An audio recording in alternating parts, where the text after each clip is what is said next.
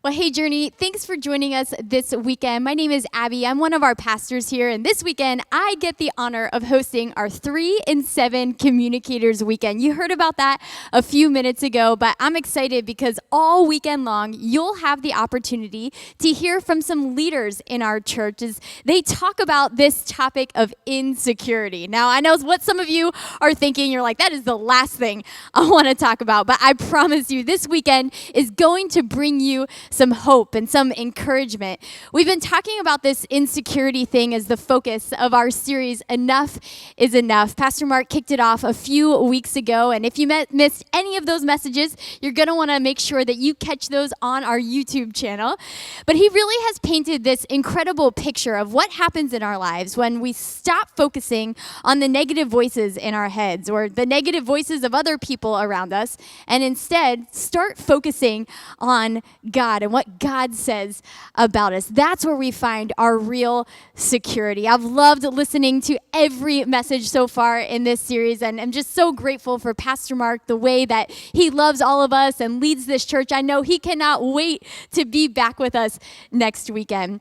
But this weekend, you get the opportunity to hear from some of these incredible communicators. Now listen, I remember my first time speaking on the weekend. I think this was 5 or 6 years ago, and insecure does not even begin to describe it. I don't think I ate anything all day long. I was so nervous. I was like, there's lots of lights, there's lots of things going on, so many things happening at one time. And so I am so proud of these communicators who said yes to sharing the message that God has given them with all of you. And I know it is going to encourage you this weekend. So first up, you're going to get the opportunity to hear from Anthony Reid. Anthony is one of our Journey students leaders.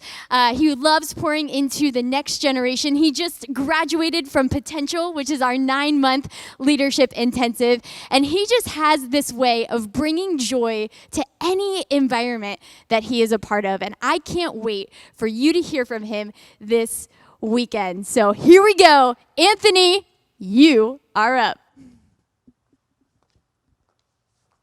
What's up, Journey fam? I'm so excited to be with you guys today and share with you this story about insecurity. But first, let's talk about social media for a bit.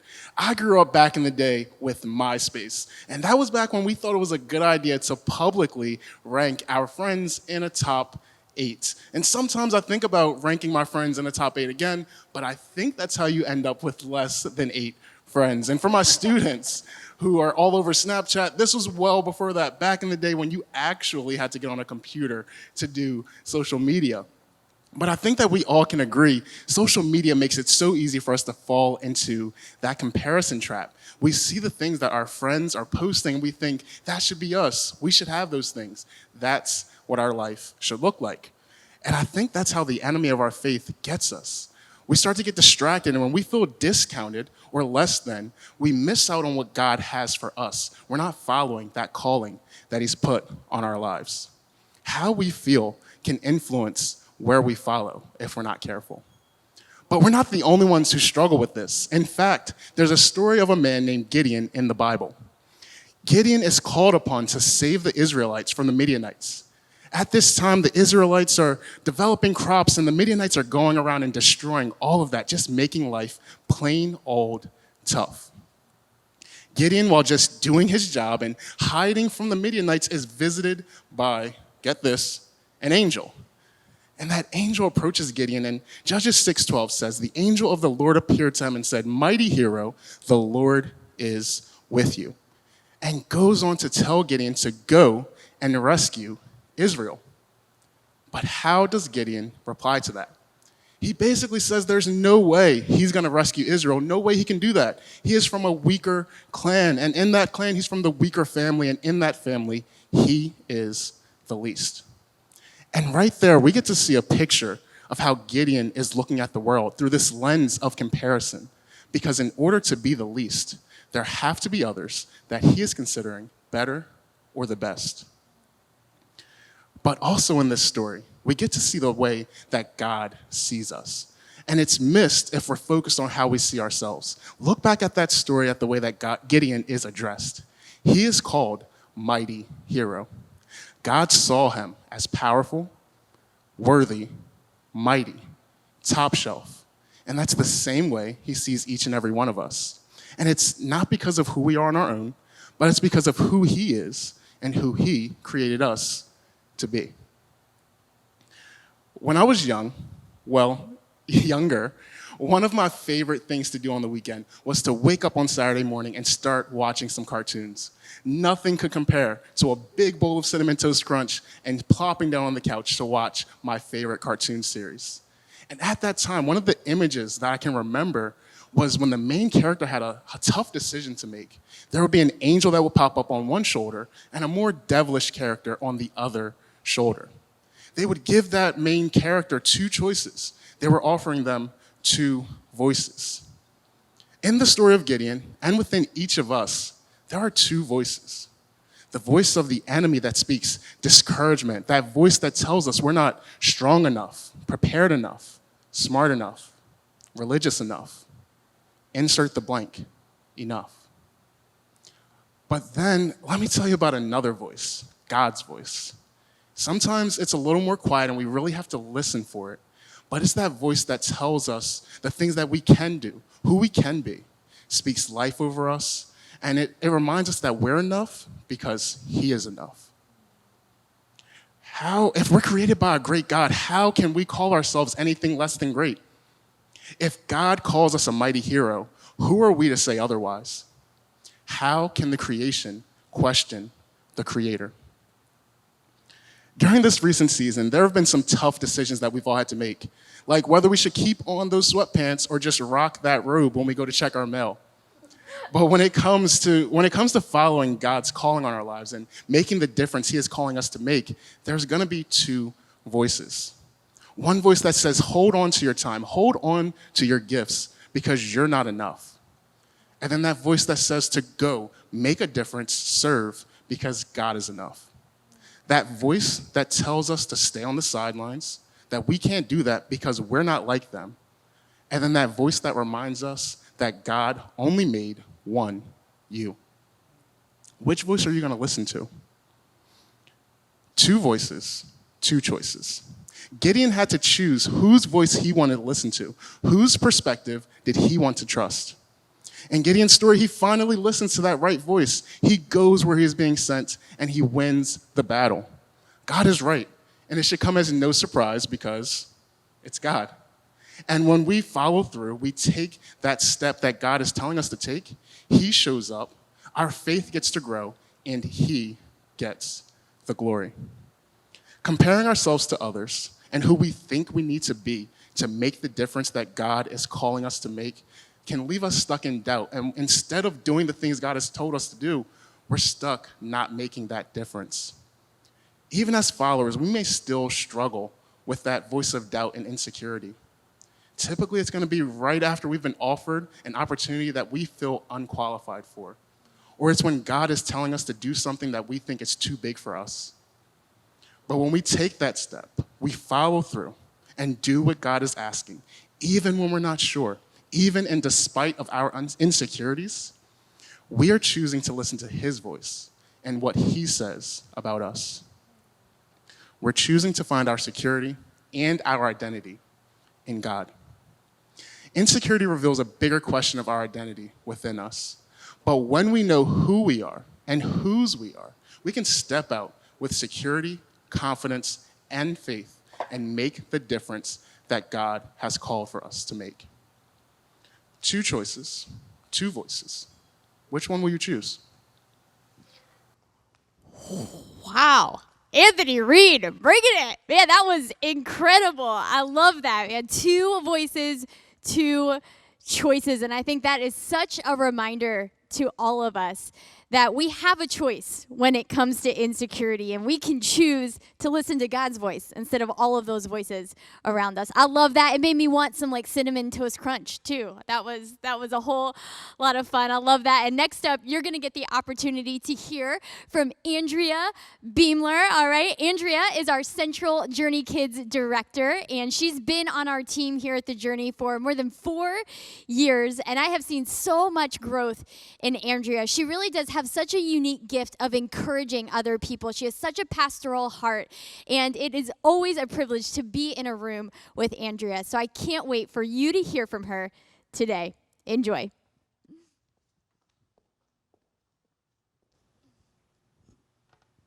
Well, guys, we are going to pick up where Anthony left off with the Cinnamon Toast Crunch because we are talking about comfort food today. So while I was in college, I found myself often staying up late with my friends, and the one thing that we could always count on at 2 a.m. was DP Dough. DP Dough is this great takeout place near the University of Delaware that offers about 20 different varieties of the Italian-American classic, the calzone. The calzone, you could get one calzone and a soda for $5. Now that's college love language right there. I was lucky enough to be able to introduce my kids to DP Dough recently, and I was so comforted in knowing that the same calzone I used to enjoy at college was actually still there, and I still got to enjoy that. I could choose a different type of calzone, but I always choose not to because this calzone is in my comfort zone. It is a comfort food in my comfort zone, and that's what we're going to talk about today. I know that it's sometimes hard to step out of your comfort zone, so we're going to talk about a story that shows a great example of being stretched outside of your comfort zone. We're going to talk about the story of Moses. Moses, from the very beginning of his life, didn't have a chance with security. All the way back from the beginning, Moses' mom gave him up, but God never gave up on him. He had a big purpose for Moses' life. In Exodus chapter 3, it describes how Moses was tending to a flock of sheep. And during that day, he came across a burning bush just out of nowhere. And as he got closer and kind of leaned in, he heard God speaking from this bush. Can you imagine? And what he said to Moses was that he wanted him to be able to lead the Israelites out of slavery into freedom. Talk about being out of your comfort zone, right? That's a big task.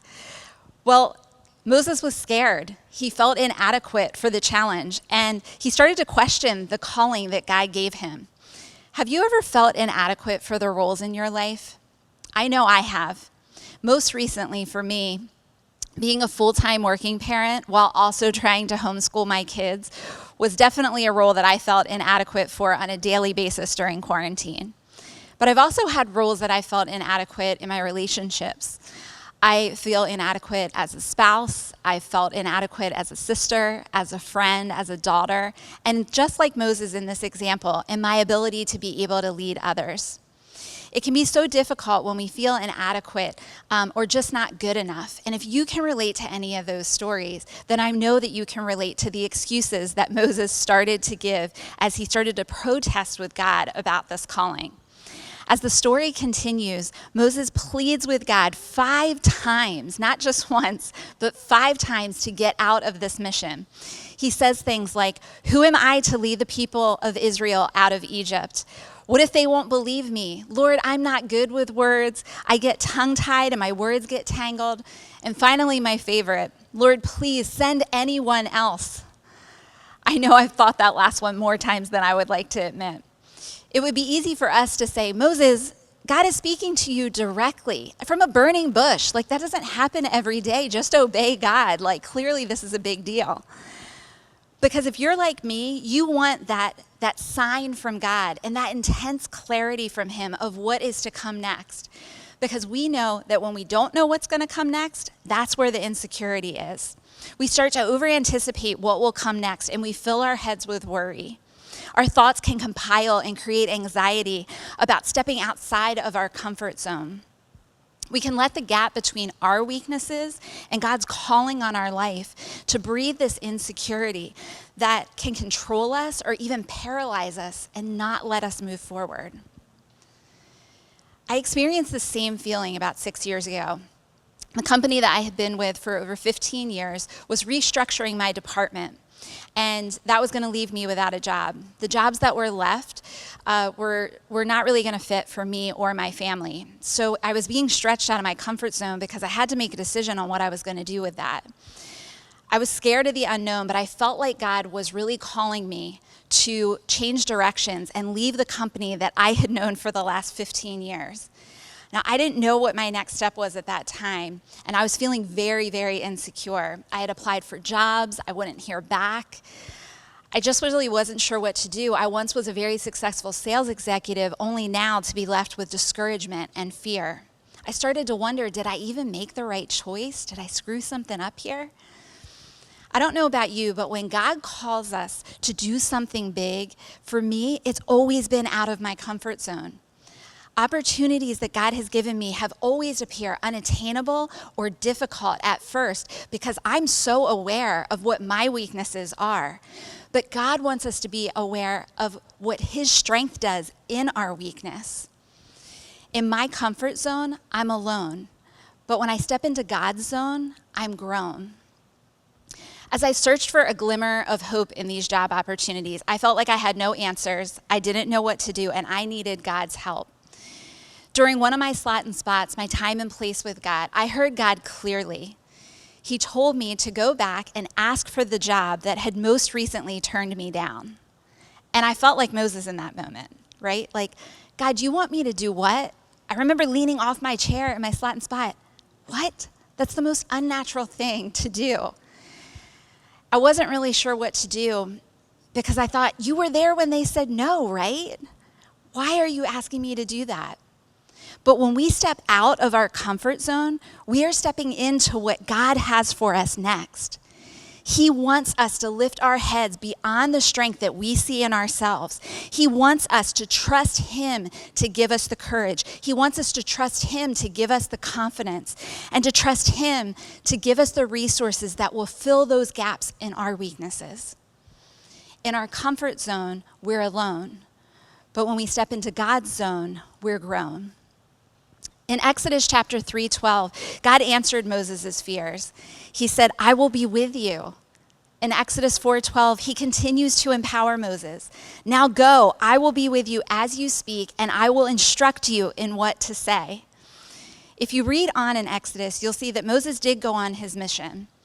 And after seeing how much that he argued with God, I'm pretty sure that he was really afraid to take those first few steps. But God was right beside Moses the whole time and gave him what he needed to lead the people of Israel towards freedom.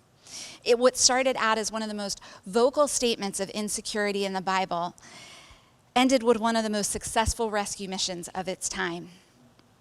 So what opportunity is God giving you outside of your comfort zone today? Is it maybe to open up with somebody about that difficult thing that you're really struggling with? Is it to invite a friend to church this summer? Is it to forgive someone? Is He asking you to trust Him? I know that you don't have a burning bush to give you God's voice and what to do, and I didn't either. But what you do have is the opportunity to find a slot and a spot, a time and place with God where you can really hear from Him and listen to what God is leading you to do next. I know that it's scary to take those first few steps. Take them anyway. It's okay to be scared. You can have faith that God isn't going to ask you to go anywhere where you will not have access to His help along the way. God helped Moses fulfill his purpose. He helped me fulfill my purpose by giving me that job that I went back and asked for. He wants to do the same for you. He's just waiting for you to take that step and to trust Him. Because in your comfort zone, you're alone. But when you step into God's zone, you're grown. I love that. Man, Andrea, making me get out of my comfort zone. Not what I want to do right now. But we never find, I think that's such a myth that we think we can only find security when we're in our comfort zone. But the truth is that God shows up when we get out of that comfort zone. That's where we experience Him the most. And so, Andrea, I love that. Making me hungry too, talking about DP dough and calzones, the whole thing. And we got one last communicator for today. Excited to introduce you to Brandon Leach. Brandon is our worship pastor here at The Journey, and being in a room with Brandon is always so much fun. So this is what I can guarantee. You're going to have a lot of fun today, but you're also going to learn something about God and about yourself. So help me welcome Brandon Leach. Awesome. Thanks, Abby. I'm really excited to get to be sharing with you today, so let's jump right in. Throughout this entire gathering so far, we've been talking about insecurity, and I've been thinking about how would I define that word, and loosely, here's what I've come up with. Insecurity is simply a lack of security. Now, when I think of security, I have two pictures that come to mind pretty immediately. And the first one would be Paul Blart, mall cop, riding around on a Segway through Christiana Mall. That's the first thing. I just think of the spandex shorts, the whole thing, security, there he goes. But the other one I thought about was, have you ever been to maybe a baseball game and you're looking around and they're changing pitchers, there's a lull in the action, and you're just people watching, and all of a sudden you spot over there kind of a really old-looking guy with the word security on his shirt, and you don't feel very secure because he looks old enough that he might have actually signed the Declaration of Independence himself. You don't feel secure in those moments, whether it's Paul Blart in Christiana or that old guy. I didn't feel secure in those ideas. So here's what I've learned. The source of our security matters. I've had moments in my life, maybe you have too, where I found my security in me. In fact, I remember about 6 years ago, it seemed like I could do no wrong. I was riding this really big high in life. It seemed like every question that I was asked, I had the best answer possible. Every leader that I was leading was hitting home runs left and right. I was really confident. And one day I was sitting around with some other people, and we started to have a discussion that turned into a little bit of a disagreement. And I said something really stupid and really dishonoring about someone pretty high up in our organization. I said, I don't care what he thinks. This is the way we should do it. I had found my security in me so often that now I thought that only my way of thinking was the way to be right. Now looking back, I'll be honest, I wouldn't trade that moment for anything. It led me to a pretty humbling conversation with my boss. It also led me to some pretty humbling conversations with myself, but what it really led me towards was God, who's a much better source of security. There's actually a place in the Bible that talks about God and why he truly is our best source of security. Check out this scripture in Isaiah chapter 55. It says, "My thoughts are nothing like your thoughts, says the Lord. And my ways are far beyond anything you could imagine. For just as the heavens are higher than the earth, so my ways are higher than your ways, and my thoughts are higher than your thoughts." Now, if you don't consider yourself a follower of Jesus yet, you get a pass on this. You don't have to believe that. But for those of us who call ourselves followers of Jesus, I think we would all say, well, yeah, God's ways are better than ours. He's God. He's better. But I don't think we understand the scale of that as far as the heavens are above the earth. Let me paint a picture for you. I think we hear that and we think God's ways are better than my ways, kind of like how my shirt might be from Old Navy and Anthony's shirt might be from Banana Republic. Both shirts, both work. Mine's a little bit, let's say, less expensive. His is made out of better material, probably isn't going to shrink in the wash, was made for him. I think that's how we understand God's ways are better than our ways. That's how we get it. But what I really think a better comparison would be is God's ways are better than our ways if you consider our ways to be like my Old Navy shirt and God's ways to be more like the rings of Saturn. That's the scale of difference that we're talking about. And honestly, that's how much more security we can have when we let God be the source of our security instead of ourselves. Because the source of your security matters. Does anyone remember middle school? I probably remember it a little bit better than I wish I did. Such a weird time, right? Actually, we moved in the middle of my 6th grade year. And where I grew up, my hometown, 6th grade was actually the last year of elementary school. So it was kindergarten through 6th grade. But in this new town that we were moving to, 6th grade was the first year of middle school. So between Friday and Monday, I went from being the oldest kid in school to being the youngest. A lot changes in middle school. See, as a boy in elementary school, you pretty much have 2 cares in life. First, what's for lunch? And please, God, let it be that rectangular pizza with the little pepperoni dices in there. You know what I'm talking about?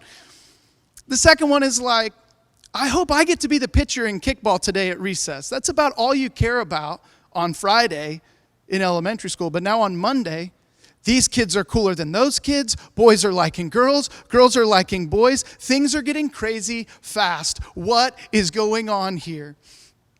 Now, in middle school, what others think about you means everything. And if the wrong people think the wrong things about you, then you're in deep trouble. And this, honestly, was a breeding ground for insecurity for many of us, I believe. Because finding your security in others can oftentimes be even worse than when we find our security in ourselves.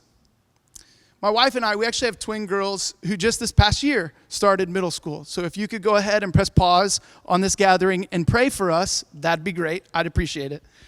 But this past August, as they were gearing up for the school year, they started to have some anxiety about that same transition from elementary school to middle school.